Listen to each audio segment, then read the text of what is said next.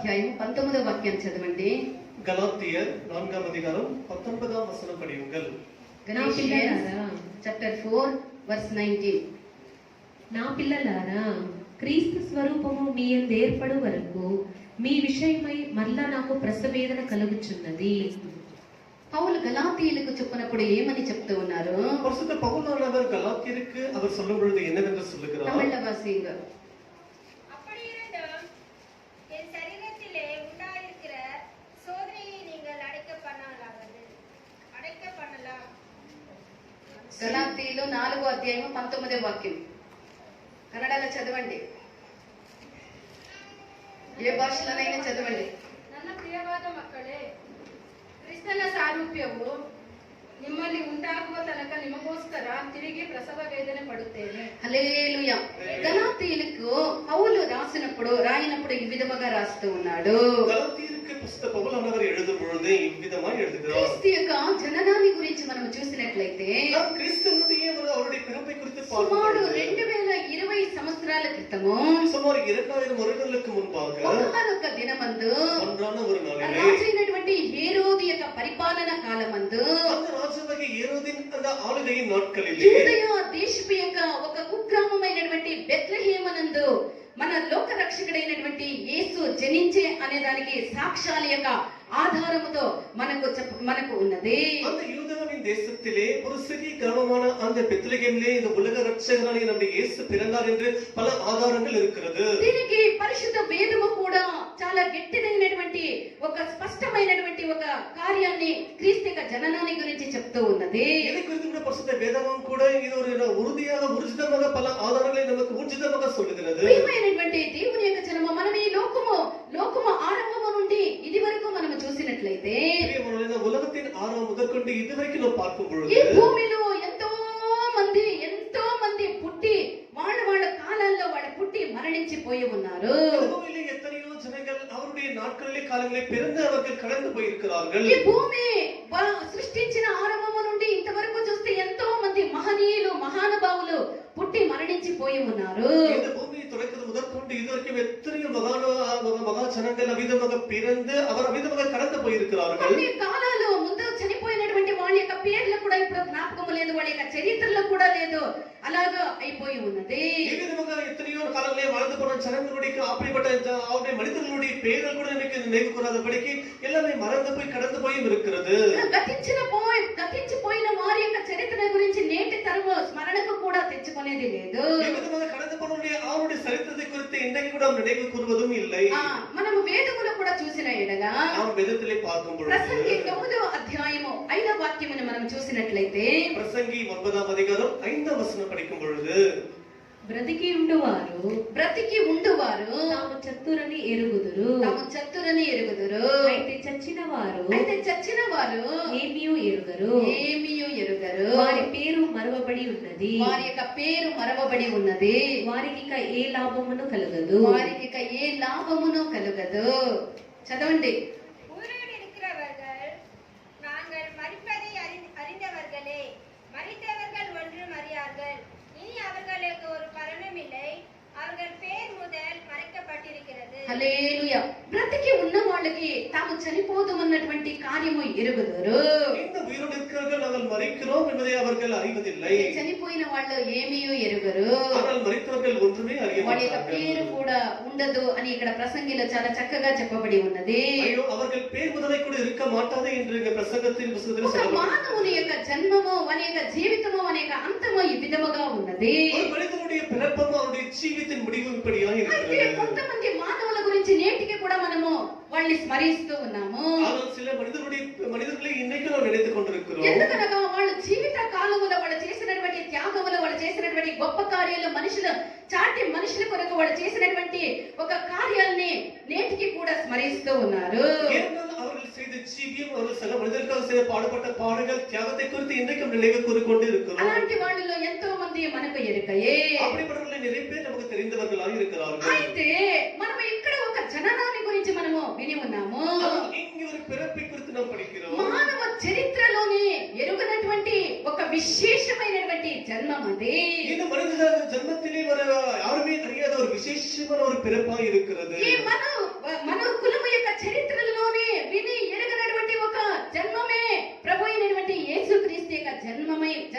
ఉన్నది. இந்த மனிதர்களின் பிறப்பிலே ஒரு அதிசயமாக பிறந்த ஒரு பிறப்பே நம்முடைய கர்த்தராகிய இயேசுவினுடைய பிறப்பாய் இருக்கிறது. మనమందరము కూడా ఎరిగిన రీతిగా நமக்கு எல்லாருமே தெரிந்த விதமாக ఆయన పుట్టేదానికి ముందుగానే ఎంతో మంది ప్రవక్తలు ప్రవచించినటువంటి ఆ యొక్క ప్రవచనాలు చొప్పున యేసు జననాన్ని గురించి ప్రవక్తలు ప్రవచనాల్ని పలికి ఉన్నారు. இயேசுவின் பிறப்பதற்கு முன்பாகவே எத்தனையோ தீர்க்கதரிசிகள் அவருடைய பிறப்பை குறித்து முன்பாகவே அறிவித்திருக்கிறார்கள். యేసు ప్రభు యొక్క జననాన్ని గురించి యేసు ప్రభు పుట్టేదానికి ముందే ఒక ప్రవచనాన్ని పలికినటువంటి యెషయా ఏమని పలుకుతూ ఉన్నాడు? இயேசுவின் பிறப்பதற்கு முன்பாகவே அவரை குறித்து அவருடைய பிறப்பை குறித்து முன்னதாக சொன்ன ஏசாயா தீர்க்கதரிசி என்ன சொல்லுகிறார்? యెషయా 7వ అధ్యాయం 14వ వాక్యాన్ని చదవండి. ஏசாயா 7వ అధ్యాయం 14వ వచనం படியுங்கள். కాబట్టి ప్రభువు తానే ఒక సూచన మీకు చూపును, ఒక సూచన మీకు చూపును, ఆలకించుడి. కన్యక గర్భవతి అయి కుమారుని కని అతనికి ఇమ్మానుయేలును పేరు పెట్టును. ఆ కన్యక గర్భవతి అయి కుమారుని కని అతనికి ఇమ్మానుయేలును పేరు పెట్టును. హల్లెలూయా. ஹல்லேலூயா. ஆதலால் ஆண்டவர் தாமே உங்களுக்கு ஒரு அடையாளத்தையும் கொடுப்பார். இதோ ஒரு கன்னிகை கர்ப்பவதியாகி ஒரு குமாரனை பெறுவாள். அவருக்கு இம்மானுவேல் என்று பெயரிடுவாள். కన్యక గర్భవతి అయి ఒక కుమారుని కనును. ఆమె ఆ బిడ్డ యొక్క పేరు ఇమ్మానువేల్ అని పెట్టబడనని క్రీస్తు యొక్క జననానికి ముందు ఎన్నో సంవత్సరాల క్రితమే యెషయా ప్రవక్త ఈ యొక్క ప్రవచనాన్ని పలికిరే. பாருங்கள், இங்கே ஒரு கன்னிகையானவள் குமாரனை பெறுவாள், அவருக்கு இம்மானுவேல் என்று பெயர் வைப்பார்கள் என்பது குறித்து இயேசு பிறப்பதற்கு முன்பாகவே தீர்க்கதரிசி ஏசாயா இதை குறித்து சொல்லி இருக்கிறார். ఈ యొక్క ప్రవచనమైనది నెరవేరినట్లుగా இந்த ஒரு தீர்க்கதரிசி வசனம் நிறைவேறும் விதமாக క్రొత్త నిబంధన కాలంలో మనము చూసినట్లయితే புதிய உடன்படிக்கை காலத்தில் நாம் பார்க்கும் பொழுது మత్తయి సువార్త 1వ అధ్యాయము 20వ వాక్యము నుండి 22వ వాక్యాల వరకు మనం చూసినట్లయితే மத்தேயு எழுதின சுவிசேஷம் 1వ అధ్యాయం 20லிருந்து 22 వరకు படிப்போமானால் అతడు ఈ సంగతులను గురించి ఆలోచించుకొనుచుండగా ఇదిగో ప్రభువు దూత స్వప్నముగా అతనికి ప్రత్యక్షమై స్వప్నమందు అతనికి ప్రత్యక్షమై దావీదు కుమారుడైన యోసేపు, నీ భార్య అయిన మరియను చేర్చుకొనుటకు భయపడకుము. ఆమె గర్భము ధరించినది పరిశుద్ధాత్మ వలన కలిగినది. ఆమె ఒక కుమారుని కనును. తన ప్రజలను వారి పాపముల నుండి ఆయనే రక్షించును గనుక ప్రజలను తమ పాపము నుండి ఆయనే కుమారుడే రక్షించును గనుక ఆయనకు యేసు అను పేరు పెట్టుదువు అనేను. ఇదిగో కన్యక గర్భవతి అయి కుమారుని కనును. ఆయనకు ఇమ్మానుయేలును పేరు పెట్టుదురు అని ప్రభువు తన ప్రవక్త ద్వారా పలికిన మాట నెరవేరునట్లు ప్రవక్తల ద్వారా పలికినటువంటి మాట నెరవేరినట్లు ఇదంతయు జరుగును. హల్లెలూయా. యెషయా ప్రవక్త పలికినటువంటి కన్యక గర్భవతి అయి కుమారుని కనును. ఆయనకి ఇమ్మానుయేలు అనేటువంటి పేరు పెట్టబడనని యేసు క్రీస్తు యొక్క జననానికి ముందుగానే పలికినటువంటి ఆ యొక్క ప్రవచనము ఇక్కడ నెరవేరుతూ ఉన్నది. இயேசு பிறப்பதற்கு முன்பாகவே தீர்க்கதரிசி ஏசாயா சொன்ன விதமாகவே கன்னிகை கர்ப்பவதியாகி ஒரு குமாரனை பெறுவாள், அவருக்கு இம்மானுவேல் பெயர் வைப்பார்கள் என்று சொன்ன விதமாகவே இங்கே நடந்திருக்கிறது. ప్రియమైనటువంటి దేవుని యొక్క జనమా, ఈ యొక్క ప్రపంచంలో ఎంతో మంది మహానుభావులు పుట్టి ఉన్నారు. இந்த பூமியில முதற்கொண்டு இன்றைக்கு கூட எத்தனையோ பெரிய மனிதர்கள் பிறந்து போயிருக்கிறார்கள். ఎంతో మంది అవతార పురుషుల యొక్క లోకములో అరుదించి ఉన్నారు. எத்தனையோ அவதார புருஷர்கள் இந்த பூமியிலே வாழ்ந்து போயிருக்கிறார்கள். అరుదించినటువంటి ప్రతి ఒక్కరు కూడా ఏతించక తప్పలేదు. வாழ்ந்த ஜனங்கள் எல்லாமே கூட அவ்விதமாக கடந்து போனதும் இல்லை. கடந்து போயிருக்கிறார்கள். అరుదించినటువంటి ఆ యొక్క మహానుభావులు ఎంతో మంది నేటికి వాళ్ళు లేరు.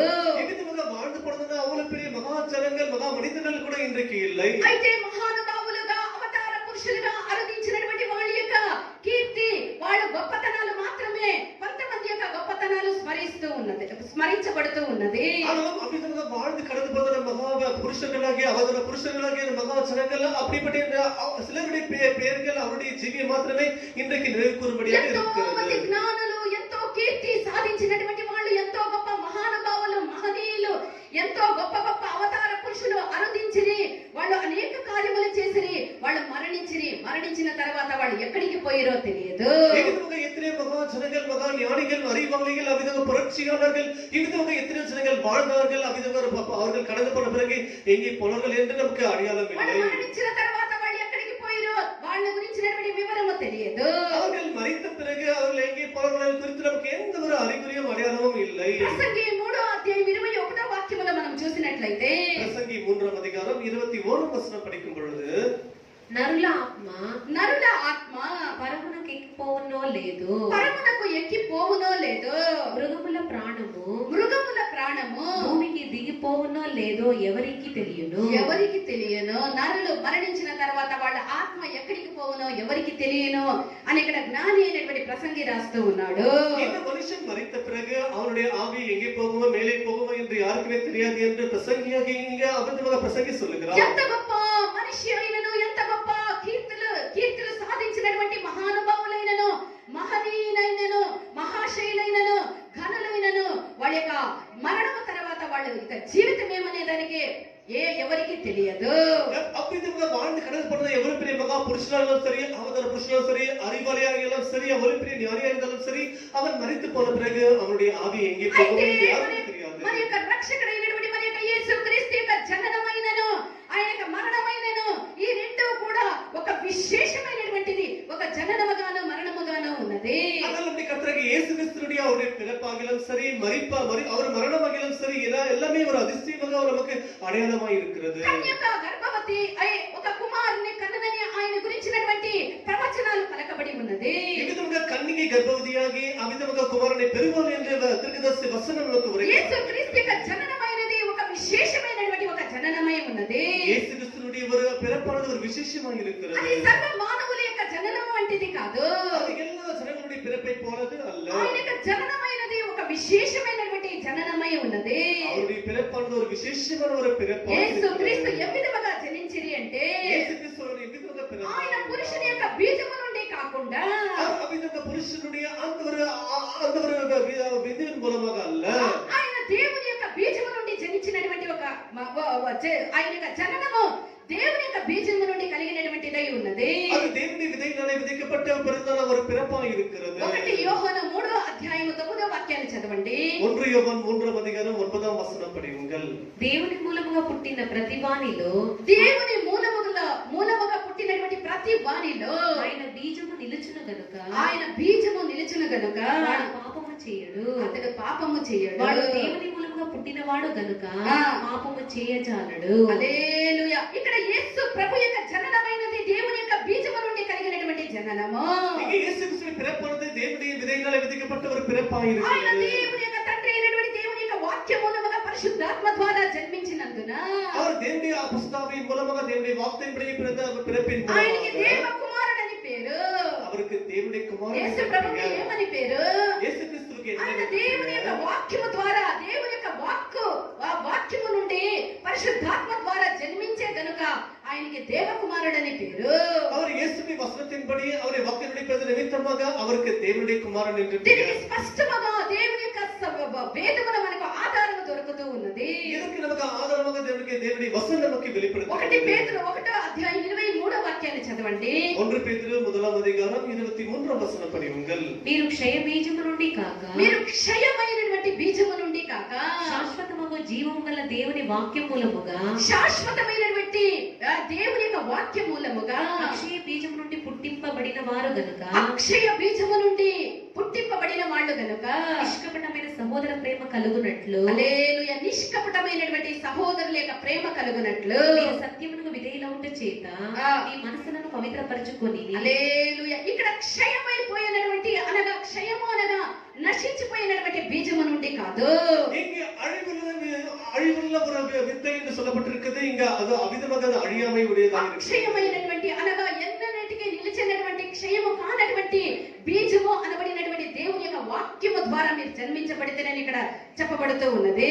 என்றென்றும் நிற்கிறதும் ஜீவனுள்ளதுமான அவிதமாக ஜீவனுள்ள வித்தினாலே நீங்கள் உருவாக்கப்பட்டீர்கள் என்ற வசனத்தில் பிறக்கப்பட்டீர்கள் என்று சொல்லப்படுகிறது. ప్రియమైనటువంటి దేవుని యొక్క జనమా, பிரியமான தேவனுடைய యేసు ஜனமே, యొక్క జననమైనది అక్షయమైనటువంటి దేవుని యొక్క వాక్యం అనేటువంటి ఆ యొక్క బీజము ద్వారా జన్మించబడి ఉన్నది. தேவனுடைய அது பிறப்பானது ஒரு அழியாமை உள்ளதான அந்த தேவனுடைய வித்தினாலே உருவாக்கப்பட்டிருக்கிறது. ఆయనను మనిషి యొక్క మట్టి శరీరము అనబడినటువంటి ఆ యొక్క మట్టి శరీరములోనే యేసు ప్రభు యొక్క లోకానికి ఆరాధించిరి. அதெல்லாம் இயேசு மூலமாக அவர் இந்த மண்ணின் சரீரத்தினால தான் பூமியிலே அவர் பிறந்தார். ఆయన ఏ విధముగా ఆయన ఈ లోకానికి వచ్చిరి? அவர் எவ்விதமாக இந்த பூமிக்கு வந்தார்? మహిమ శరీరముతో కాదు, మనలాంటి ఒక మట్టి శరీరముతోనే ఆయన యొక్క లోకానికి ఆరాధించినందున ஒரு மகிமையுள்ள சரீரத்தோட அல்ல, நம்மை போலவே இந்த மனிதனால உருவாக்கப்பட்ட சரீரத்தினாலே அவர் பூமியில வந்தது நிமித்தமாக ఆయన మనిషికు కుమారుడని పేరు. మనిషి యొక్క రూపాన్ని దాల్చుకొని ఆయన యొక్క భూలోకానికి వచ్చినది కాబట్టి ఆయనకి మనిషి కుమారుడని కూడా పేరు. அவரது பூமியிலே மனுஷ ரூபத்தின்படி வந்தது நிமித்தமாக அவருக்கு மனுஷகுமாரன் என்று பெயர். మత్తయి సువార్త 8వ అధ్యాయం 20వ వాక్యాన్ని చదవండి. மத்தேயு சுவிசேஷம் 8ஆம் அதிகாரம் 20ஆம் வசனம் படியுங்கள். అందుకు యేసు నక్కలకు బొరియలను ఆకాశ పక్షులకు నివాసములు కలువు గాని మనుష్య కుమారునికి తలవాల్చుకొనుటకైనను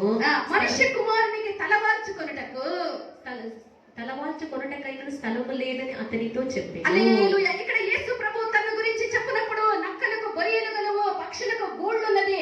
అయితే మనిషి కుమారుడు తన గురించి చెప్పినప్పుడు మనిషి కుమారునికి తలవాల్చడానికి ఈ లోకములో స్థలము లేదని చెప్పే.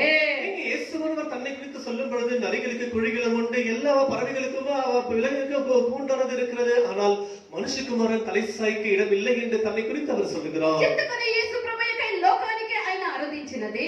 ఎదుకు యేసు இந்த భూమికి వందది ఆయన మనుషుని యొక్క సారూప్యమందు నర అవతారములో ఆయన ఎందుకు ఈ యొక్క లోకానికి వచ్చే అంటే ఆయన భూమిயிலே మనుషుని రూపமாக ఎదుకు భూమిயிலே అవతరిத்து வந்தார் என்று యేసు சொன்னார். క్రీస్తు యొక్క జననాన్ని గురించి మనం బాగా తెలుసుకోవాలి. యేసు క్రీస్తుని పిறப்பை குறித்து நாம் நன்றாக தெரிந்து கொண்டு இருக்க வேண்டும். యేసు ప్రభు పుట్టినని క్రొత్త వస్త్రాలు ధరించుకొని స్టార్లు కట్టి లైట్లు వేసి సెలబ్రేషన్లు చేసి ఆడి పాడి మనం చేసేదానికి కాదు యేసు ప్రభు యొక్క లోకానికి వచ్చినది.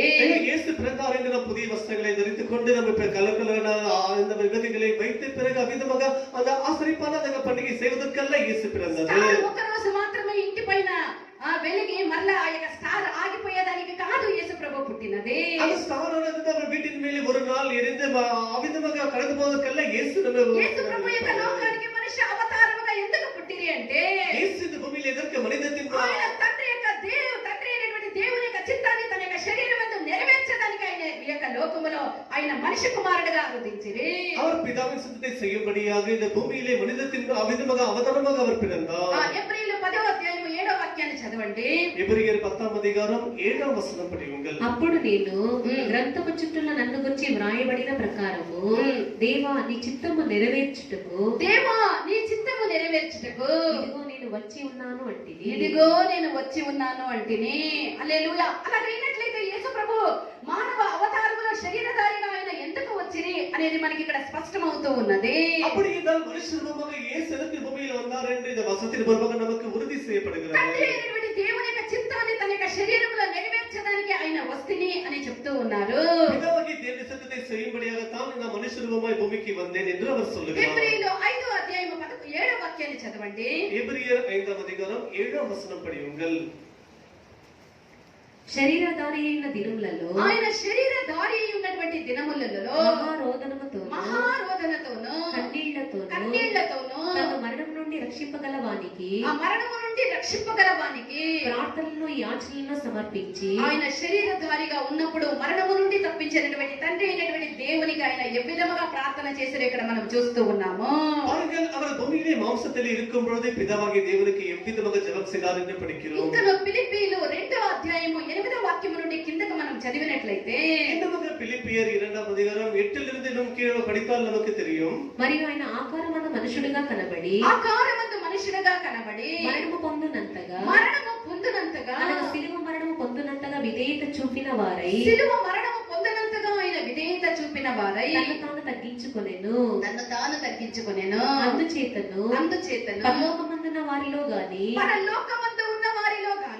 భూమి మీద ఉన్న వారిలో గాని భూమి క్రింద ఉన్న వారిలో గాని ప్రతి వాని యొక్క మోకాలు యేసు నామమున వంగునట్లు ప్రతి వాని నాలుకయు తండ్రి అయిన దేవుని మహిమార్థమై యేసుక్రీస్తు ప్రభువని ఒప్పుకొనున్నట్లు దేవుడు ఆయనను అధికముగా హెచ్చించి ప్రతి నామమునకు పై నామమున ఆయనకు అనుగ్రహించెను. ఆమేన్. హల్లెలూయా. ఒక దాసుని యొక్క కోలమును ధరించుకొని ఒక దరిద్రుని యొక్క కోలములో ఆయన వచ్చినటువంటి ఆయన్ని తండ్రి అయినటువంటి దేవుడు అన్ని నామముల కంటే పై నామం ఇచ్చి ప్రతి మోకాలు ఆయన సన్నిధానంలో ఉండి ప్రతి నాలుక యేసే ప్రభు అని ఒప్పుకొన్నట్లుగా అంతగా తగ్గించుకున్నటువంటి యేసుని తండ్రి అయినటువంటి దేవుడు అంతగా హెచ్చించిరి. ಈ ವಿಧವಾಗಿ ಅವರು ಅಡಿಮೆ ರೋಮ எடுத்தவர்களாக இந்த பூமியிலே ஒரு மனுஷனுமாய் வந்தவருடைய இயேசுவின் நாமத்தை எல்லாருமே அவ்விதமத்துடைய நாவினால் அறிக்கை பண்ணபடியாகவும் எல்லாருடைய முழங்கால்களும் கூட அவருக்கு வணங்கும்படியாகவும் அவ்விதமாக பிதாவாகிய தேவன் இயேசுக்கு அவ்விதப்படி கனத்தை அவர் செய்திருக்கிறார். అంతేకాదు యేసుక్రీస్తు మరణించి గతించిపోయినటువంటి ఒక చరిత్ర కూడా కాదు. இயேசுவின் அவருடைய சரித்திரம் என்பது ஒரு கடந்து போன ஒரு சரித்திரம் அல்ல. ఆయన యొక్క మరణము ఆయన మరణించిన తర్వాత కూడా ఆయన సజీవుడైనటువంటి దేవుడు. அவர் மரித்த பிறகு கூட உயிரோடு இருந்த தேவனாய் இருக்கிறார். ఆయన సజీవుడైనటువంటి దేవుడు. அவர் உயிருள்ள தேவனாய் இருக்கிறார். లూకా సువార్త 24వ అధ్యాయం 5-6 వాక్యాలను చదవండి. లూకా எழுதின సువిశేషం 24వ అధికారం 5-6 వచనங்களை படியுங்கள். వారు భయపడి ముఖములను నేల మోపి ఉండగా మీరు సజీవుడైన వానిని మీరెందుకు మృతుల్లో వెతుకుచూ ఉన్నారు? ఆయన ఇక్కడ లేడు, ఆయన ఈ సమాధిలో ఇక్కడ లేడు, ఆయన లేచి ఉన్నాడు. హల్లెలూయా. ఆయన మరణించి గతించిపోయినటువంటి ఒక చరిత్ర కాదు. அவர் இந்த மரித்து கடந்து போன ஒரு சரித்திரம் அல்ல. మరణమో పాతాళమో సమాధో ఆయన పట్టి పెట్టలేకపోయే. இந்த మరణమో இந்த పాతాళమో அந்த సమాధియో కల్లరియో యేసుని పిడిத்து வைக்க ఆయన முடியாது. మరణము కూడా విశేషముగా ఉన్నది. அவருடைய மரணம் கூட விசேஷம். మరణాన్ని జయించి జయవీరుడుగా ఆయన మృత్యుంజయుడుగా ఆయన సజీవుడుగా లేచినటువంటి దేవుడు. அவர் மரணத்தை கூட முழுவதுமாக ஜெயித்து ஜெயவீரனாக ఏ எழுந்தவர். మనిషి చనిపోయిన తర్వాత అతను సజీవుడుగా లేచినది లేదు. எந்த மனிதன் கூட மரித்த பிறகு அவர் உயிரோடு எழுந்ததே యేసు ప్రభువు இல்லை. మాత్రమే మరణించి మరణాన్ని జయించి సజీవుడుగా లేచినటువంటి దేవుడై ఉన్నాడు. యేసు క్రీస్తు ஒருவர் మాత్రమే அவர் మరిத்து ఉయిర్తెழுந்த தேவனாய் இருக்கிறார். ఆ సజీవుడైనటువంటి దేవుడు నేడు మనలో జీవిస్తూ ఉన్నాడు. அந்த உயிர்த்து போன தேவனானவர் இன்றைக்கு நம்முடைய மத்தியிலே ஜீவனுள்ளவராய் தான் இருக்கிறார். ఆయన మనలో జీవిస్తూ ఉన్నాడు. அவர் நமக்குள்ளே జీవిத்து கொண்டிருக்கிறார். చదవండి. 1 కొరింథీయులు 3వ అధ్యాయం 16వ వాక్యాన్ని చదవండి. 1 కొరింథీయులు 3వ అధికారం 16వ వచనం படியுங்கள். మీరు దేవుని ఆలయమై ఉన్నారనియు. ఎవరు దేవుని యొక్క ఆలయము? మనమే దేవుని యొక్క ఆలయము. మీరు దేవుని ఆలయమై ఉన్నారనియు, దేవుని ఆలయమై ఉన్నారనియు, దేవుని ఆత్మ మీలో నివసించుచున్నాడనియు మీరు ఎరుగరా? దేవుడు ఎక్కడ నివసిస్తూ ఉన్నాడు? మనలో నివసిస్తూ ఉన్నాడు. మనమే దేవుని యొక్క ఆలయము, మన యొక్క హృదయమే దేవునికి గర్భగుడి. ఆయన సజీవుడైనటువంటి దేవుడు, ఆయన మనలో సజీవముగా ఆయన జీవిస్తూ ఉన్నాడు. இது உயிர்த்தெழுந்து போன தேவனானவர் அவர் எங்கே வசித்துக் கொண்டிருக்கிறார்? நாமே தேவனுடைய ஆலயமாய் இருக்கிறோம். நமக்குள்ள தேவன் வர வாசமாய் இருக்கிறார். ఆయన యొక్క జననాన్ని గురించినటువంటి వివరణ మనకు బాగా తెలిసి ఉండాలి. அவருடைய பிறப்பை குறித்து நமக்கு மிகவும் நன்றாக தெரிந்திருக்க வேண்டும். దేవుడి యొక్క భూమికి వచ్చినటువంటి కారణాన్ని గురించి మనము బాగుగా తెలుసుకొని ఉండాలి. தேவனுக்கு பூமிக்கு வந்தார் என்ற காரணத்தை குறித்து நன்றாக தெரிந்து இருக்க வேண்டும். ఇక్కడ ఉండేటువంటి మీ అందరినీ కూడా అడిగిన ఎడలా இங்க இருக்கிற எல்லாரையும் நமக்கு யாரையே கேட்பாராக దేవుడు ఎందుకు ఈ యొక్క భూమికి వచ్చిందంటే చక్కనైనటువంటి ఒక ప్రత్యుత్తరాలు మీరు ఇవ్వగలరు. விதமாக பூமிக்கு எதற்கு இயேசு பூமிக்கு வந்தார் என்று கேட்ட பதிலை நீங்க நன்றாக சொல்ல முடியும். బాగా క్రిస్మస్ వేడుకలు చేసి விதமாக கிறிஸ்துமஸ் நன்றாக அந்த பண்டிகையை செய்து మంచి నూతనమైనటువంటి విలువైనటువంటి దుస్తుల్ని ధరించుకొని நன்றாக விலையேறப்பட்ட వస్త్రங்களை ధరించుకొని మా దేవుడు జనించేని మేము ఆ సంతోషంతో ఆ యొక్క క్రిస్మస్ పండుగను జరుపుకునేదానికి, కేకులు కట్ చేసేదానికి, స్టార్లు కట్టేదానికి నేను ఎప్పుడు 24వ తేదీ ఎప్పుడు బయటికి పోలేదు. నిన్న పోవాల్సినటువంటి ఒక పరిస్థితి వచ్చేది. నాకు ఇట్లుంటుంది ఈ కేజీఎఫ్ అని నాకు నిజంగా తెలియలేదు. హల్లెలూయా. సరే, ఒక స్థలానికి ప్రార్థనకి ఎమర్జెన్సీగా పోవాల్సింది. నేను బయలుదేరి సాయంకాలం 7 గంటలకు తర్వాత నేను పోతే ఒక్కొక్క ఇంటి దగ్గర జ్యోతులు వెలుగుతూ ఉంది. హల్లెలూయా. నాకు నిజంగా తెలియలేదు. నేను ఎప్పుడు బయటికి పోయేలే, ప్రార్థనలో ఉంటాం మనము. క్రిస్మస్ వెనుక రోజు ఎప్పుడు పోయింది లేదు. ఒక్కొక్క ఆలయాల్లోని చెప్పబడినటువంటి ఇన్ని ఆలయాలు ఉందే ఈ కేజీఎఫ్ లానే. నాకు ఒక్క ఏరియాకు పోయేపాటికి నాకు చాలా ఇదైపోయింది. ఆలయాలు ఫుల్ జగన్ జ్యోతిగా స్టార్లతోనూ, నక్షత్రాలతోనూ, లైట్లతోనూ మునిగి జ్వలిస్తా ఉంది ఒక్కొక్క స్థలములో కూడా. హల్లెలూయా. జరిపించినటువంటి పాస్టర్లు అంతగా వెలిగించి దేవుడు పుట్టేని అంతగా ఆచరిస్తూ ఉన్నారు. హల్లెలూయా. ఎంత బాగుండిందో, ఎంత కలర్ఫుల్ గా ఉండిందో, ఎంత మహిమగా ఉండిందో, ఎన్ని లైట్లు ఉండిందో, విధమైనటువంటి లైట్లు, ఎంత బాగుండిందో ఆ యొక్క దృశ్యము చూసేదానికి. అందుకే మన యొక్క యేసు పుట్టినది. హల్లెలూయా. మన యొక్క పర్సెప్షన్ లో, మన యొక్క జ్ఞానములో యేసు ఎందుకు పుట్టే అంటే நம்முடைய ஞானத்திலே, நம்முடைய அறிவிலே இயேசு எதற்கு பிறந்தார் என்று சொன்னால், నేను అనుకుంటాను ఈ కేజీఎఫ్ లో ఒక సిపిఎం చర్చ్, మన చర్చికి ఒక లైట్ కూడా లేదు. ఇంకా అన్ని జ్వలించి జ్వలించి అట్లే మహిమతో మహిమతో జ్వలించిపోతూ ఉంది. హల్లెలూయా. మన యొక్క యేసు ఎందుకు జనించిరి? அப்படி இயேசு எதற்கு பிறந்தார்? ఆయన క్రిస్మస్ వేడుకలతో మనం 25వ తేదీ యేసు ప్రభు పుట్టేని ఆచరించి మనము సంతోషముతో మనము కేకలు కోసుకొని తిని త్రాగి ఆచరించి లైట్లు కట్టి మనం సెలబ్రేషన్లు చేసేదానికి కాదు. 25ஆம் தேதி இயேசு பிறந்தார் ஆகியாலும் எல்லாமே அவிதமாக ஸ்டார்களை கட்டி வண்ண லைட்டுகளை போட்டு கேக் கட் செய்து புதுணிகளை போட வேண்டும் என்று இயேசு பிறந்தார். ఎక్కడైనా వేదముల ఆధారం ఉన్నదా? ఈ విధముగా నా యొక్క జనన దినాన్ని సెలబ్రేట్ చేయండి అని వేదములు ఉంటే మనం అంగీకరించవచ్చు. ఎక్కడైనా ఉన్నదా వేదములో? ఈ విధముగా వేదத்தில் ఈ విధముగా எப்படி எழுதி இருந்தால் ஒருவேளை ஏற்றுக்கொள்ளலாம். మీరు బాగా స్టార్లు కట్టి మీరు బాగా తిని త్రాగి ఆడి పాడి పాపము చేసేదానికి సంతోషించేదానికి ఈ లోకం యొక్క సంతోషాన్ని అనుభవించేదానికి నేను పుట్టి ఉన్నాను కాబట్టి మీరు నా జననాన్ని ఆచరించండి అని ఎక్కడైనా వేదములో ఉంటే చూపియండి. ఎక్కడ వేదములో లేదు. ఈ విధముగా நீங்கள் ஆடி ஆடி புசித்து அவிதமாக களியாட்டுகளை செய்து இவ்விதமாக வீணான வேடிக்கைகளை செய்து நீங்கள் உலகத்தை நன்றாக அனுபவிங்கள் என்று அவிதமாக எங்கேயாவது எழுதிనట్లయితే యేసు ప్రభు ఎందుకు పుట్టిరి, ఆయన తాను ఎందుకు ఈ యొక్క లోకానికి వచ్చిరి అని ఆయన చెప్తూ ఉన్నాడంటే, அப்படி என்றால் இயேசுவுக்கு பூமிக்கு வந்ததற்கு பிறந்தார் என்றால் அதுக்கு அவரே அதுக்கு விளக்கத்தை கொடுக்கிறார்.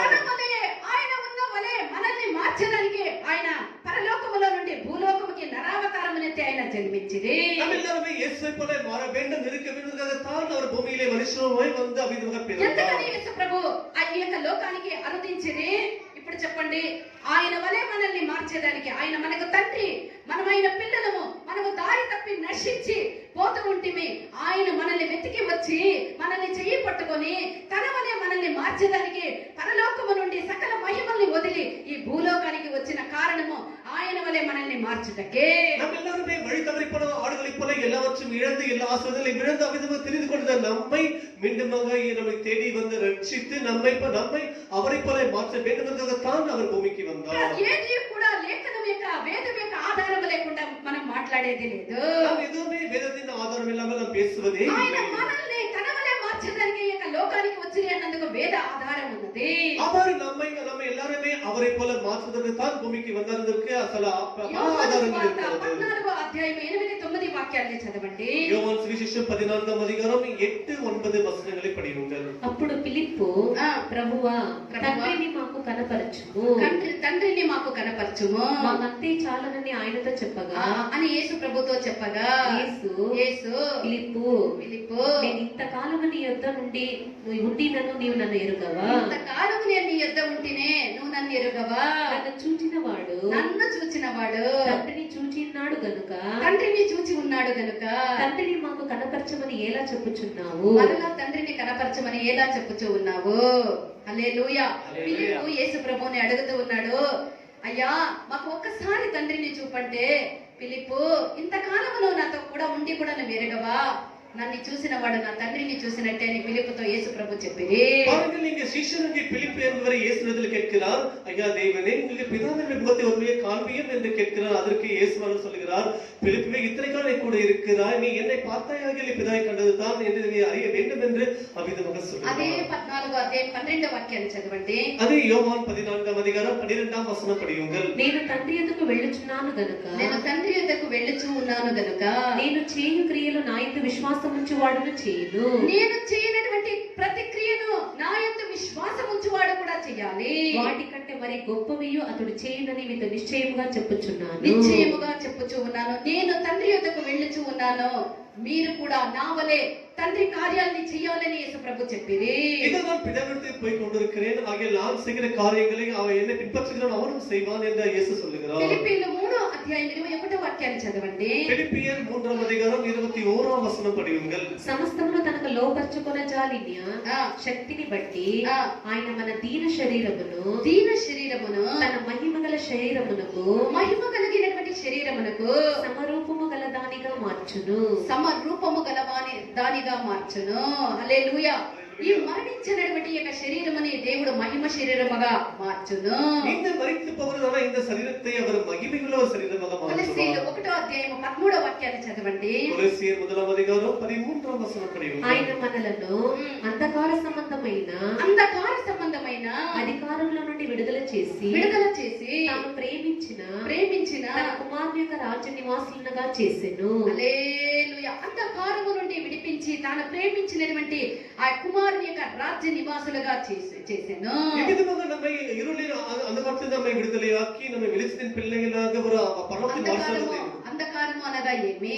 இந்த అంధకారం என்று சொன்னால் ఒక్కొక్క దినములో మనము పాపము అనే అంధకారములో బంధించబడి ఏమీ తెలియకుండా పాపములో మనం తడమాడుతూ ఉంటిమే. நாமெல்லாமே முன்னான ஒரு காலத்திலே பாவம் எல்லாமே பாவத்தை செய்து இருளின அந்தகாரத்திலே அதிகாரத்தில் நம்ம எல்லாமே கீழ்ப்படிந்து அதுக்குள்ளாக இருந்தோம். చేసినటువంటి ఆ యొక్క కార్యమైనది మోయలేనంత మోతగా మన యొక్క తల మీద ఉండే. அந்த ஒரு பாவம் என்பது நம்மிலே நம்ம சுமக்க முடியாத ஒரு பெரிய சுமையாக இருந்தது. ఆ పాప భారాన్ని మోయలేక మనం సతమతమైపోతూ ఉంటిమే. அந்த பாவத்தின் பாரத்தை சுமக்க முடியாமல் நம்ம మనము కన్నులు కానరాకుండా మనం తడమారుతూ ఉంటిమే. அந்த காலத்திலே அந்தகாரத்திலே நம்ம கண்கள் காணாதபடிக்கு தடுமாறி పాపము అనేటువంటి ఆ యొక్క అంధకారములో చిక్కుకున్నటువంటి మనకు వెలుగునిచ్చి మనల్ని ఆ పాపము నుండి విడిపించి పరిశుద్ధుడైనటువంటి యేసు వలె మనల్ని మార్చేదానికి యేసు యొక్క లోకానికి వచ్చినది. இந்த பாவத்தின் அந்தகாரத்திலிருந்து தேவன் நம்மை விடுதலையாக்கி நம்மை வெளிச்சத்தை கொடுக்கும்படியாகத்தான் இயேசு நம்மை அவிதமாக ரட்சித்து வந்தார். అందుకే యేసు ప్రభు యొక్క భూలోకానికి వచ్చినదని మనం సరిగా తెలుసుకొని ఉండాలి. அதுதான் இயேசு பூமிக்கு வந்தார் என்று நாம் சரியாக దీని గురించి పౌలు தெரிந்து చెప్పినప్పుడు ఏమని చెప్తూ ఉన్నాడు? இதை குறித்து பரிசுத்த பவுல் சொல்லும் பொழுது 4వ అధ్యాయము గలాతీయులు 4వ అధ్యాయము 19వ వాక్యములో ఏమని చెప్తూ ఉన్నాడు? గలాతీయులు 4వ అధ్యాయం మనం 19వ చదివినటువంటి వాక్యమే, నా నా పిల్లలారా క్రీస్తు స్వరూపము క్రీస్తు స్వరూపము మీ యందు ఏర్పడు వరకు ఈ విషయమై మళ్ళా నాకు ప్రసవేదన కలుగుచున్నది. క్రీస్తు యొక్క స్వరూపము మీలో ఏర్పడినంత వరకు నాలో ప్రసవ వేదన కలుగుతూ ఉన్నదని పౌలు చెప్తూ ఉన్నాడు. கிறிஸ்து உங்களுக்குள்ள உருவாகிற வரைக்கும் எனக்கு பிரசவத்தை அடைகிறேன் என்று ప్రియమైనటువంటి దేవుని యొక్క జనము, యేసు ప్రభు లోక రక్షకుడైనటువంటి దేవుని యొక్క జననము మనందరికీ కూడా సంతోషకరమే. பிரியமானவர்களே, இயேசுவுடைய பிறப்பானது நம்ம எல்லாருக்கும் கூட ஒரு சந்தோஷகரமான விஷயம் యేసు தான். ప్రభు యొక్క జననమైనది మనందరికీ ఒక శుభ వర్తమానమై ఉన్నది. இயேசுவுடைய ஒரு பிறப்பு என்பது நமக்கு எல்லாரும் ஒரு நற்செய்தியாக యేసు ప్రభు இருக்கிறது. ఎక్కడో ఒక పశువుల పాకలో పుట్టి అని ఆచరించి మర్చిపోయేదానికి కాదు.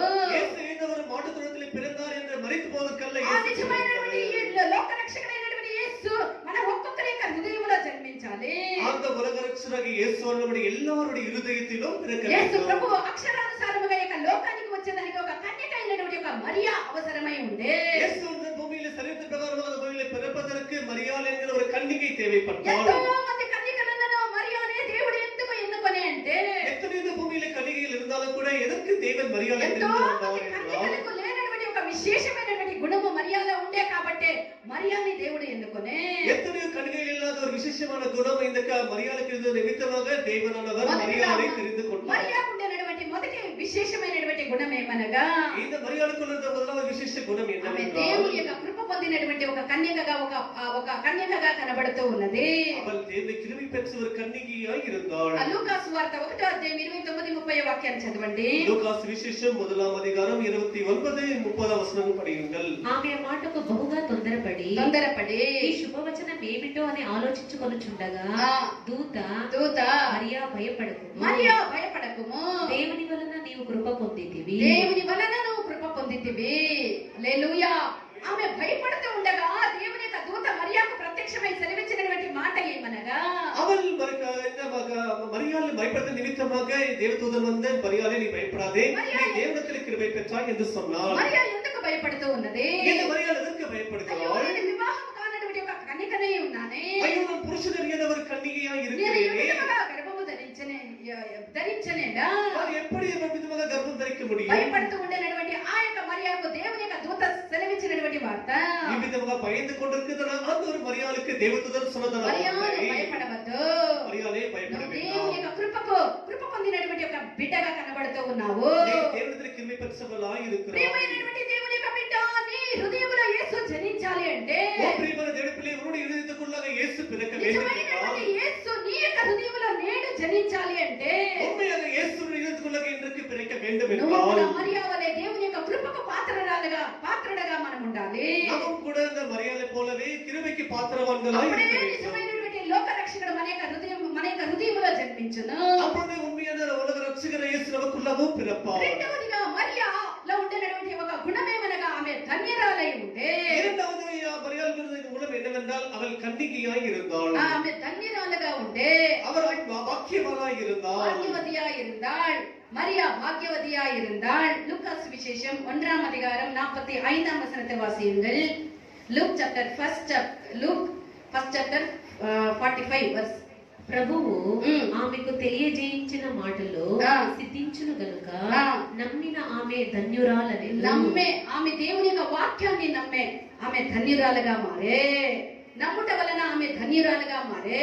அவள் தேவனிடத்தில் விசுவாசம் வைத்தால், தேவனை நம்பினால் ஆகியத்தால் அவள் பாக்கியவாதியாக మన యొక్క மாறியிருக்கிறாள். జీవితము ధన్యులుగా భాగ్యవతులుగా భాగ్యవంతులుగా మనం ఉండాలి అంటే நம்முடைய ஜீவிதத்தில் பாக்கியவான்களாக மாற வேண்டும் என்றால் మనము దేవుని యొక్క వాక్యాన్ని మనం నమ్మాలి. நாம் தேவனுடைய வசனத்தை நம்ப வேண்டும், దేవుని యొక్క விசுவாசிக்க వాక్యాన్ని வேண்டும். దేవుని యొక్క ఉపదేశాన్ని మనం విశ్వసించాలి. தேவனுடைய வசனத்தை, தேவனுடைய உபதேசங்களை நாம் நம்ப வேண்டும், దేవుడు விசுவாசிக்க మనకు வேண்டும். సెలవిచ్చినటువంటి ప్రతి ఒక్క మాటని మనం సందేహించరాదు, మనం నమ్మాలి. தேவன் சொல்லுகிற ஒவ்வொரு வார்த்தையை நாம் விசுவாசிக்க வேண்டும், சந்தேகப்படக்கூடாது, அதை நாம் நம்ப வேண்டும். అప్పుడే మనం ఆ ధన్యతను పొందుకుంటాము. அப்பொழுதே நம்ம அந்த பாக்கியத்தை பெற ఆ முடியும். ధన్యత ఏమి? அது ஒரு பாக்கியம் என்ன? దేవుని యొక్క వాక్యాన్ని విశ్వసించిన ఎడల நாம் தேவனுடைய வசனத்தை விசுவாசிப்போமாக ఇక దేవుడు నీ హృదయమందు ఆయన రూపించబడును. உன்னுடைய தேவன் உனக்குள்ளாக ஒரு ரூபமாக ఇక மாறுவார். యేసు నీ యొక్క హృదయములో రూపొందాలి అంటే உன்னுடைய இயேசு உனக்குள்ளாக வர வேண்டும் என்றால் దేవుని యొక్క వాక్యాన్ని నువ్వు నమ్మాలి. நீ தேவனுடைய வசனத்தை நம்ப வேண்டும். మరియా నమ్మి ధన్యురాలాయే. அவிதமாகவே மரியாள் நம்பினால் அவள் பாக்கியவதியாய் மாறி இருக்கிறாள். తర్వాతగా మనం చూసినట్లయితే நாம் பிறகு பார்க்கும் பொழுது మరియా ప్రతిదాన్ని తన యొక్క జీవితముని దేవుని యొక్క చిత్తానికి అప్పగించినటువంటి ఒక గుణము కలిగినటువంటి ఒక మనిషి. மரியாள் தன்னுடைய ஜீவித்தை எப்பொழுதும் முழுவதுமாக தேவனுடைய சித்தத்துக்கு என்று ஒப்புக் கொடுக்கிற ஒரு மனுஷியாய் இருந்தாள். చదవండి లూకా 1వ అధ్యాయమే 38వ వాక్యాన్ని చదవండి. லூக்கா சுவிசேஷம் 1వ அதிகாரம் 38వ వచనం படியுங்கள்.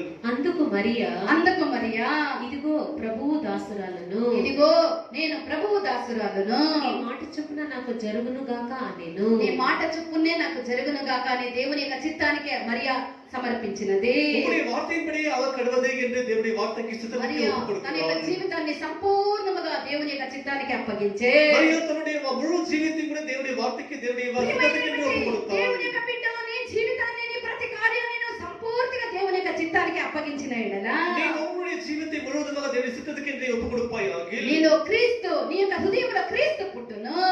உன்னுடைய இயேசு பிறப்பார். మరియా యేసు ప్రభుని తన యొక్క గర్భములో ధరించేదానికి ఆమె తండ్రి యొక్క చిత్తానికి సంపూర్ణంగా తన యొక్క జీవితాన్ని సమర్పించే. மரியாள் இயேசுவை தனக்குள்ளாக அவிதமாக சுமப்பதற்கு, ஏற்றுக்கொள்வதற்கு தன்னுடைய ஜீவித்தை முழுவதுமாக தேவ சித்தத்துக்கு என்று ஒப்புக் கொடுத்தாள். తర్వాత మరియాలో ఉండేటువంటి ఒక గుణం ఏమనగా இன்னுமாக மரியாளுக்குள்ளே இருந்த இன்னொரு குணம் ఆమె என்னவென்றால், ఎటువంటి అవమానాన్నైనా క్రీస్తు ఆ దేవుని యొక్క నిమిత్తం ఎటువంటి అవమానాన్నైనా భరించేదానికి ఆమె సిద్ధముగా ఉండే. அவள் கிறிஸ்துவின் நிமித்தம், இயேசு நிமித்தம், தேவன் நிமித்தம் எப்படிப்பட்ட அவமானத்தையும் சகிப்பதற்கு, தாங்குவதற்கு அவள் சித்தமாய் இருந்தாள். మత్తయి సువార్త 1వ అధ్యాయం 18 19 వాక్యాలు మనం చూసినట్లయితే மத்தேயு சுவிசேஷம் 1వ அதிகாரம் 18 19 వచనాలను படிக்கும் பொழுது రాహేలు తన పిల్లల విషయమై ఏడ్చుచు వారు లేనందున ఓదార్పు పొందగలక ఉండెను.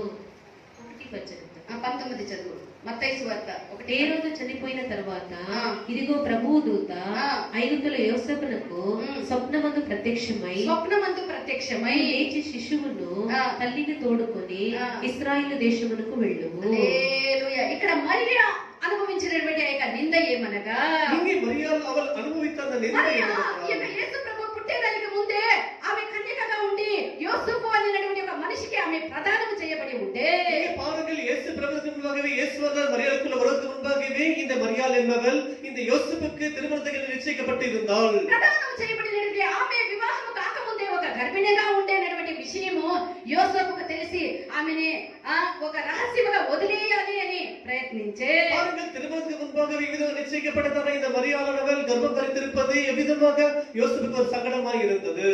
ఒక కన్యక వివాహానికి ముందు గర్భము ధరించేది లోకము అంగీకరించేది కాదు, అది అవమానించి ఈ లోకము తిరస్కరించేటువంటి ఒక కార్యము. ஒரு கன்னிகையானவள் திருமணத்துக்கு முன்பாகவே கர்ப்பம் தரிப்பது அது ஒரு கேவலமான காரியம். அதை யாரும் ஏற்றுக்கொள்ள மாட்டார்கள், எல்லாரும் வெறுத்து விடுவார்கள். కన్యక అయి ఉండి యోసేపునకు ప్రదానము చేయబడినటువంటి మరియా ఒక గర్భము ధరించాలి అన్నప్పుడు అది ఎంతో ఒక గొప్ప నిందగా ఉంటుంది. అయితే దేవుని యొక్క నిమిత్తము లోక రక్షకుడు తన యొక్క గర్భములో జనించిన దాని నిమిత్తము ఆ యొక్క అవమానాన్ని భరించడానికి దేవుని యొక్క చిత్తానికి మరియా తన యొక్క జీవితాన్ని అప్పగించే. பாருங்கள், திருமணத்துக்கு முன்பாக இவ்விதமாக கர்ப்பம் தரித்திருக்கிற எந்த ஒரு அவமானத்தை தாங்குவதற்கு, சகிப்பதற்கு இவ்விதமாக ஆயத்தமாக இருந்தால் இந்த மரியாள். కాబట్టి దేవుని యొక్క దూత యోసేపు యొక్క స్వప్నములో పోయి ఆమె కన్యక, ఆమె పవిత్రరాలు, ఆమెనే ఆమె యొక్క బిడ్డను చేర్చుకోమని గద్దించే యోసేపునకు ஆகையால் தேவனுடைய தூதனானவர் சொப்பனத்திலே போய் யோசேப்புக்கு தோன்றி இந்த விதமாக மரியாள் பரிசுத்தமானவள் அவள் கன்னிகை நீ அவளை தள்ளிவிட வேண்டாம் அவளை சேர்த்துக்கொள் என்று அவ்விதமாக எச்சரித்தார். మత్తయి సువార్తలో 5వ అధ్యాయంలో కూడా ఉంది, నా నిమిత్తము జనులు మిమ్మల్ని నిందించి అవమానించినప్పుడు మీరు సంతోషించి ఉల్లసించండి, పరలోకమందు మీకు ప్రతిఫలము అధికముగా ఉన్నదని చెప్పబడి ఉన్నది. ఈ విధముగా మత్తయి సువిశేషం 5వ అధ్యాయంలో சொல்லப்பட்டிருக்கிறது. என் நிமித்தமாக அநேக ஜனங்கள் உங்களை அவ்விதமாக அவை பொய்யான வார்த்தைகளை தோற்றுவார்கள், அவ்விதமாக நிந்தையில் சோப்பார்கள், பரலோகத்திலே உங்களுடைய பலன் மிகுதியாக இருக்கும் என்று இயேசு சொல்லியிருக்கிறார். అనేక మంది మనలో అనేక మంది దేవుని యొక్క నామం నిమిత్తం ఒక చిన్న నిందొచ్చినా అవమానం వచ్చినా మనకు శోధన వచ్చినా మనం భరించేది లేదు. దేవుణ్ణి వదిలి దేవుడు వద్దు ఏమి వద్దు అని మనం వెనుకంజలి వేస్తాము. అలాంటి వాళ్ళ యొక్క జీవితంలో యేసు రూపించబడేదానికి వీలు కాదు. ఈ విధంగా நம்மிலே கூட அநேகரி தேவனை நிமித்தம் இயேசு நிமித்தம் இந்த பரிசுத்தமான வழி நிமித்தம் நமக்குள்ள பல விதமான நிந்தைகள் நமக்கு மேல குற்றச்சாட்டுகள் வரும். அவை எல்லாமே நினைப்பமாக நிச்சயமாக நமக்கு கூட ஒரு பாக்கியவங்களாக மாற முடியாது. మనము క్రీస్తు మనలో రూపించబడాలి అంటే మనం ఎటువంటి నిందనైనను అవమానమునైనను భరించేదానికి మనం సిద్ధముగా ఉండాలి. இயேசு நமக்குள்ள உருவாக வேண்டும் என்றால் வர வேண்டும் என்றால் நாம் எப்படிப்பட்ட நிந்தையை சுமப்பதற்கு நாம் தயாராக இருக்க வேண்டும். యేసు క్రీస్తు యొక్క కన్యక అయినటువంటి మరియా గర్భములో ఏ విధముగా రూపించబడి అంటే இயேசு அவர் எவ்விதமாக மரியாளுடைய கர்ப்பத்திலே உருவாக்கப்பட்டார் என்றால் పరిశుద్ధాత్మ ఆమె మీదకి ఉదయించే பரிசுத்தாவியானவர் அவர் மேலே நிழலிட்டார். సర్వోన్నతుని యొక్క శక్తి ఆమెను కమ్ముకొనే సర్వవల్లనుடைய దేవుని వల్లమే அவர் மேலே சுற்றி கொண்டது. చదవండి లూకా సువార్త 1వ అధ్యాయం 5వ వాక్యాన్ని చదవండి. లూకా సువిశేషం 1వ అధ్యాయం 5వ వచనం படியுங்கள். యూదాయ దేశపు రాజైన హేరోదు దినములో అబియా తరగతిలో ఉన్న జకర్యాను ఒక యాజకుడు ఉండెను. అతని భార్య అహరోను కుమార్తెల్లో ఒకతే. పరిశుద్ధ ఎన్నో వాక్యం అమ్మా 1:5 కాదు, అది కాదు. పరిశుద్ధాత్మ మరియా మీదకి వచ్చే ఈ విధంగా పరిశుద్ధాత్మ అభిషేకం அவர் மேலே సర్వోన్నతుడైనటువంటి దేవుని యొక్క శక్తి ఆమెను కమ్ముకొనే సర్వవల్లనుடைய దేవుடைய వల్లమే அவளை சுற்றி கொண்டது. అప్పుడు ఆమె గర్భము ధరించే. அப்பொழுது அவள் கர்ப்பம் ప్రియమైనటువంటి దేవుని యొక్క బిడ్డ ప్రియమైన దేవుని పిల్లలు పరిశుద్ధాత్మలో నింపబడినప్పుడు పరిశుద్ధాత్మ అభిషేకంలో మన నింపబడినప్పుడు మీదకి సర్వశక్తిని యొక్క బలము మన మీదకి వచ్చినప్పుడు సర్వవల్లనుடைய దేవుடைய వల్లమే நம்மிலே வரும்பொழுது మన యొక్క జీవితంలో మన యొక్క హృదయంలో క్రీస్తు రూపించబడును. நம்ம இதயத்துக்குள்ள இயேசுவானவர் உருவாக்கப்படுவார். మనము యేసు మన యొక్క జీవితంలో రూపించబడాలి అంటే நம்முடைய ஜீவித்துக்குள்ள இயேசு உருவாக்கப்பட வேண்டும் என்றால் సర్వోన్నతుడైనటువంటి దేవుని యొక్క శక్తి పరిశుద్ధాత్మ మనం పొందుకోవాలి. సర్వవల్లనుடைய దేవుடைய ఉన్నతమైన శక్తి అన్న వల్లమే పరిశుద్ధాత్మ పెట్టుకొల్ల வேண்டும். ఉంటే మనం మన క్రీస్తు మన యొక్క హృదయంలో మనం రూపొందేదానికి వీలు కాదు. పరిశుద్ధాత్మ అభిషేకం பெறாவிட்டால் நாம் இன்னமுக தேவனுடைய நமக்குள்ள உருவாக்கப்பட ఈ முடியாது. విధంగా పరిశుద్ధాత్మ పొందుకున్న తర్వాత ఈ విధంగా పరిశుద్ధాత్మ అభిషేకం పెట్టుకొన్న మనము పిల్లలు ప్రత్యేకమైనటువంటి ఒక దేవుని కొరకు ఒక ప్రత్యేకమైనటువంటి లోక జీవితం కాదు, అందరి వలె కాదు, దేవుని కొరకు మనం ఒక ప్రత్యేక జీవితాన్ని మనం చేయాలి. நாம் எல்லாரையும் போலவே அல்ல ஒரு வேறுபாட்டின் ஜீவத்தை தேவனுக்கென்று நாம் செய்ய வேண்டும். దేవుడు మన యొక్క హృదయంలో జన్మించాలంటే మనం ప్రత్యేక జీవితాన్ని మనం కాపాడుకోవాలి. தேவன் நமக்குள்ள பிறக்க வேண்டும் என்றால் வர வேண்டும் என்றால் நாம் எல்லாரையும் போலவே இல்லாமல் நம்ம ஒரு தனிப்பட்ட ஒரு வேறுபாட்டின் ஜீவத்தை செய்ய తర్వాత வேண்டும். మరియాను గురించి మనం చూస్తే இன்னும் இந்த மரியாதை குறித்து நாம் ఆమె యొక్క பார்க்கிறோம். సహవాసమైనది ఎవరితో ఉండే అంటే அவருடைய ஐக்கியம் எப்படிப்பட்டவர்களோடு இருந்தது என்று అనేక சொன்னால் ఐక్యము కూడా అందరితో ఉండకూడదు. అన్ని సమ్మతమే, ఏది సమ్మతమే అని మనం జీవించకూడదు. దేవుని గురించినటువంటి ప్రకటన కలిగినటువంటి వ్యక్తితో మాత్రమే మరియాకి ప్రకటన ఉండే. பாருங்கள், இந்த மரியாளுடைய சகவாசம் ஐக்கியம் யாரோடு இருந்தது என்றால் தேவனுடைய வெளிப்பாடு யாரோடு இருந்ததோ அவரோடு தான் இவர்கள் ஐக்கியப்பட்டிருந்தார். చదవండి లూకా 39వ అధ్యాయం 56వ వాక్యాన్ని చదవండి. லூக்கா சுவிசேஷம் 39వ அதிகாரம் 50వ వచనం படியுங்கள். 56 లేదా 5:6 సారీ 5:6 లూకా 39వ అధ్యాయమే లేదా? అయ్యో సరే నేను చెప్తాను ఉండండి. హల్లెలూయా. మరియా యొక్క సహవాసం ఎవరితో ఉంటే இந்த மரியாளுடைய ஐக்கியம் யாரோடு இருந்தது? మరియా యొక్క సహవాసం యోసేపుతో ఉంటే. இந்த மரியாளுடைய ஐக்கியம் யோசேப்போடு యోసేపు இருந்தது. ఎటువంటి ఒక మనిషి ఉంటే யோசேப்பு எப்படிப்பட்ட மனிதனாக இருந்தார்? యోసేపు దేవుని యొక్క ప్రకటన కలిగినటువంటి ఒక మనిషి ఉంటే. யோசேப்பு தேவனுடைய வெளிப்பாடு உடையவனாக இருந்தார். కాబట్టి ఆ యొక్క యేసు ప్రభుని తన యొక్క గర్భములో మోసేదానికి ఆ యోసేపు కూడా ఎంతో ఒక సహకారాన్ని మరియాకి ఇచ్చే.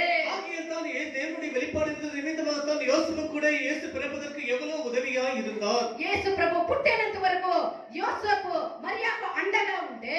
இயேசு பிறப்பதற்கு வரைக்கும் யோசேப்பு இந்த மரியாளுக்கு துணையாக இருந்தார். దేవుని యొక్క బిడ్డ ప్రియమైన దేవుని నీ యొక్క బిడ్డ హృదయంలో ఆ లోక రక్షకుడైనటువంటి యేసు జనించాలి అంటే ஒரு இருதயத்துக்குள்ளக அந்த உலக ரட்சகர் இயேசு பிறக்க வேண்டும் என்றால் నీ యొక్క సహవాసమైనది నిజమైనటువంటి దేవుని గురించి సంబంధించినటువంటి ప్రకటన కలిగినటువంటి మనుషులతోనే ఉండాలి. ஒரு உண்மையான தேவனுடைய வெளிப்பாடுகள் பெற்ற தேவனுடைய பிள்ளைகளோடு தான் இருக்க வேண்டும். దేవుని యొక్క రాకడకు మనము చాలా సమీపమైనటువంటి దినాల్లో జీవిస్తూ ఉన్నాము. நாம் எல்லாரும் தேவனுடைய வருகையின் நாட்களுக்கு சமீபமாய் ఇప్పుడే దేవుని యొక్క రాకడ ఏమంత రాకడ దినములో ఏమంత జరుగునో అవి మన కన్నులారా చూసేటువంటి యొక్క కాలములో మనము జీవిస్తూ ఉన్నాము. நாம் இப்பொழுதே இப்படிப்பட்ட காலங்களிலே இயேசுவின் வருகை நாட்களில் என்னவெல்லாம் நடக்குமோ வரப்போகுதோ அவை எல்லாமே இன்றைக்கு நாம் எல்லாமே பார்த்து ఇప్పటికే கொண்டிருக்கிறோம். ఎన్నో కార్యాలు ఈ యొక్క లోకములో జరుగుతూ ఉన్నవి. இன்றைக்கு இப்பொழுது எத்தனையோ அடையாளங்கள் காலங்கள் நடந்து భూమిలో கொண்டிருக்கிறது. ఎన్నో మార్పులు కలుగుతూ ఉన్నది. பூமியில எத்தனையோ மாற்றங்கள் நடந்து ఇక கொண்டிருக்கிறது. రానైనటువంటి దినాల్లో ఇంకా ఏమంతా జరుగునో మనకు తెలియదు.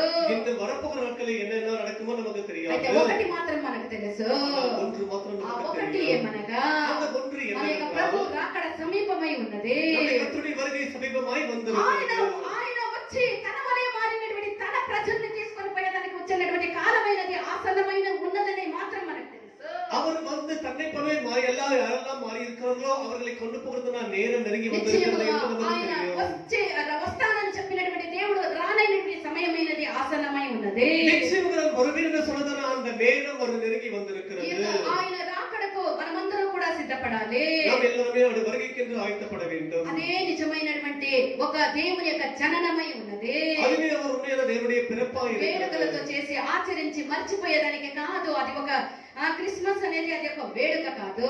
இது ஒரு வேடிக்கையாக அந்த ஆசரிப்புகளை செய்து நாம் மறந்து போவதற்கல்ல. அது ஒரு கிறிஸ்துமஸ் அல்ல, அது ஒரு வேடிக்கையான ஒரு காரியமாய் இருக்கிறது. క్రిస్మస్ క్రీస్తు యొక్క జననమైనది మన యొక్క జీవితం యొక్క కథయై ఉన్నది. இந்த கிறிஸ்துமஸ் என்று சொல்வது நம்முடைய ஜீவித்தின் ஒரு கதையாய் మన இருக்கிறது. యొక్క జీవితమై ఉన్నది. அது நம்முடைய ஜீவியமாய் இருக்கிறது. మన యొక్క జీవితంలో క్రీస్తు జన్మించాలి. நம்முடைய ஜீவித்துக்குள்ளாக இயேசு பிறக்க வேண்டும். తన వలె మారాలి. అదే తన యొక్క చిత్తమై ఉన్నది. நாம் எல்லாருமே அவரை போல மாற வேண்டும் என்பதே அவருடைய ఆయన சித்தமாக వలె మారినటువంటి இருக்கிறது. వాళ్ళని తీసుకొని పోయేదానికి ఆయన రెండవసారి అతి త్వరగా రానై ఉన్నాడు. அவரை போலவே யாரெல்லாம் மாறி இருக்கிறார்களோ அவர்களை கொண்டு போவதற்கு இயேசு ஒரு இரண்டாவது முறை அவர் வர இருக்கிறார். మనమందరము కూడా సిద్ధపడి ఆయన యొక్క రాకడకులో మనం ఎత్తబడదుము గాక. நாம் எல்லாரும் ஆயத்தப்பட்டு அவருடைய வருகையிலே எல்லாமே అదే எடுத்துக்கொள்ளப்படுவோம். పరమును వదిలి భూమికి వచ్చినటువంటి దేవుని యొక్క నిజమైనటువంటి జన్మానికి అర్థమై ఉన్నది. அதுவே பரத்தை விட்டு பூமிக்கு வந்து பிறந்த இயேசுவுக்கு பிறப்புக்கு ஒரு அர்த்தமாக இருக்கிறது. ఆయన మన హృదయముల్లో పుట్టాలి. அவர் நம்முடைய இருதயத்துக்குள்ளாக ఆయన பிறக்க మన యొక్క வேண்டும். హృదయములో పుట్టలాగా మనమందరము కూడా సమర్పించదుము గాక. அவர் நம்முடைய இருதயத்துக்குள்ளாக பிறக்கும்படி நாம் எல்லாருமே அவருக்கு ஒப்பு கொடுப்போமாக. பரத்தை விட்டு தரையில் பிறந்து விட்டீரே சிலுவையின் மரத்தில் ஏறிய மக்காய் மரித்து விட்டே கிறிஸ்து. பரத்தை விட்டு தரையில் பிறந்து விட்டீரே சிலுவையின் மரத்தில் ஏறிய மக்காய் மரித்து விட்டே கிறிஸ்து.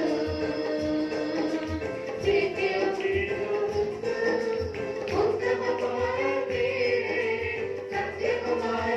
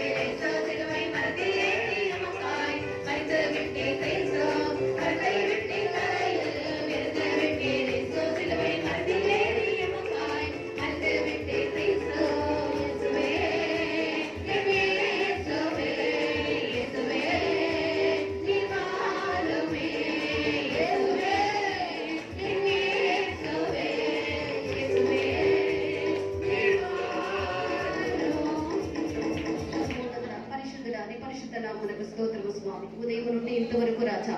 దైవమే నీ యొక్క సన్నిధానముల రాజా, నువ్వు దైవమే మీ యొక్క జననాన్ని గురించి నా తండ్రి, దైవమే మీ మరణాన్ని గురించి రాజా, మీరు ఈ లోకానికి వచ్చినటువంటి కారణాన్ని గురించి రాజా, మాతో స్వామి ఆత్మైన దేవుడు చక్కగా మాట్లాడినందువల్ల మీకు స్తోత్రం రాజా. ఇదిగో స్వామి, సర్వలోకము మీరు జన్మించి ఉన్నారని సంతోషిస్తూ ఉన్నది నా తండ్రి. దైవమే మీరు మా హృదయంలో పుట్టిన నాటి నుండి అనుదినము మాకు సంతోషమే రాజా. దైవమే ఇంకా ఎంతమంది హృదయంలో రాజా మీరు పుట్టలేకుండా ఉన్నారో రాజా. దైవమే ప్రతి ఒక్కరి యొక్క హృదయంలో పుట్టేదానికే నా తండ్రి ఇంకనూ మీ యొక్క రాకడ ఆలస్యమై ఉన్నదని మేము నమ్ముతూ ఉన్నాము రాజా. ఇదిగో నా తండ్రి, నీ యొక్క స్వామి నువ్వు మాలో రూపొందాలి నా తండ్రి.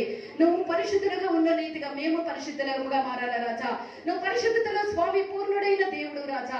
పరిశుద్ధత లేకుండా ఎవరు నిన్ను దర్శించలేరు రాజా.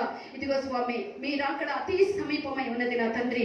ఈ లోకములో జరుగుతూ ఉండేటువంటి ప్రతి ఒక్క కార్యాన్ని చూస్తూ ఉండగా రాజా, మీ రాకడ చాలా సమీపముగా ఉన్నది స్వామి. దైవమే ఈ లోకానికి మీరు ఆరాధించినటువంటి నా తండ్రి ఉద్దేశము మీరు ఏ విధముగా ఉన్నారో అదేలాగా మేము కూడా మారాలి అన్నదే నా తండ్రి. మీరు పరిశుద్ధతలో పూర్ణుడు రాజా. అదే పరిశుద్ధతను మాకు ఇచ్చి రాజా, నీ వలే మమ్మల్ని మార్చే స్వామి. నీ రాకడలో మేమందరూ కనబడాలి రాజా.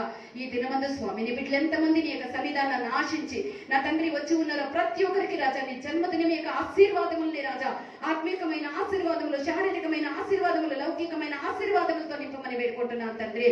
దైవమే రేపు జరిగే ఆరాధన శుద్ధీకరణ కూటాన్ని ఆదివారం జరిగినటువంటి నా తండ్రి పరిశుద్ధ ఆరాధనని దైవమే ప్రభురాత్రి భోజనమేక బంతిని సమస్తమని మీరు ఆశీర్వదించి దీవించి నడిపించమని. ఇదిగో నా తండ్రి నీ పిల్లలు సంతోషంతో ఇంట్లో చేరి మరలా నీ సన్నిధానానికి వచ్చేంత వరకు నీ సన్నిధిని ప్రసన్నత తోడుగా వచ్చి నడిపించమని సకల స్తుతి ఘనత మహిమలు మీకే చెల్లించి యేసు ప్రభు నామములో వేడుకుంటున్నాం తండ్రి.